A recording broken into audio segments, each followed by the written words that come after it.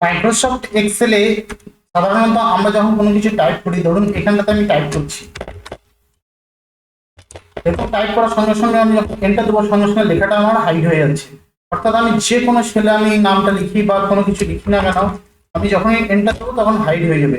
এক্সেলে এই হাইড কিভাবে করব সেটা আজকে আমরা দেখবো। সাধারণত টাইপ করার সময় কি হয়, আমাদের লেখাটা দেখা যায়, কিন্তু এখানে আমরা যখনই টাইপ করব তখনই কি হচ্ছে, লেখাটা হাইড হয়ে যাচ্ছে। এই হাইডটা এক্সেলে আমরা কিভাবে সেট করব সেটা আজকে আমরা দেখবো। প্রথমে দেখুন আমরা চলে যাব মাইক্রোসফট এক্সেলে।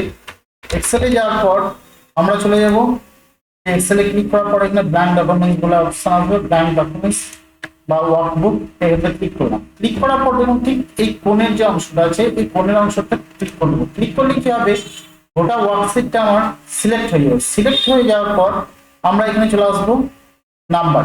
দেখুন এখানে অপশন আছে নাম্বার, এই নাম্বারকে ক্লিক করবো। নাম্বারে ক্লিক করার সঙ্গে সঙ্গে এই ছকটা আমাদের সামনে বা এই তালিকাটা আমাদের সামনে প্রদর্শিত হবে। এরপরে কাস্টম, নিচেতে যে কাস্টম অপশন আছে এটাতে ক্লিক করবো।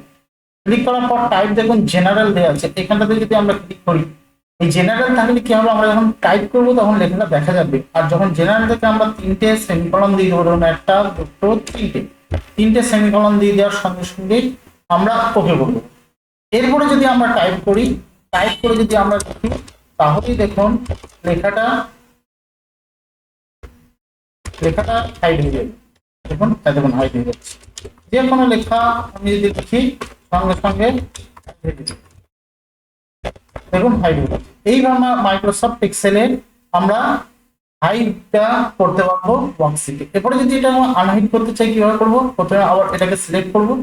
সিলেক্ট করার পর দেখুন এখানে নাম্বারে ক্লিক করবো, নাম্বারে লঞ্চারটাতে এখানে দেখুন জেনারেল অপশন আছে, জেনারেল অপশন ক্লিক করে ওকে করে দেবো। ওকে করার পর যদি আমরা লিখি, দেখুন যেগুলো লিখেছিলাম সেগুলো দেখুন আমাদের দেখা যাচ্ছে প্রদর্শিত। দেখুন এবার আমরা যদি টাইপ করি, টাইপ করে আর কিন্তু হাইড হবে না। এইভাবে মাইক্রোসফট এক্সেলে আমরা হাইড এবং আনহাইড করতে পারবো। যদি ভিডিওটা ভালো লাগে অবশ্যই লাইক কমেন্ট শেয়ার করবেন। চ্যানেল নতুন হলে চ্যানেলটি সাবস্ক্রাইব করুন। ভিডিওটা দেখার জন্য আপনাকে অনেক অনেক ধন্যবাদ।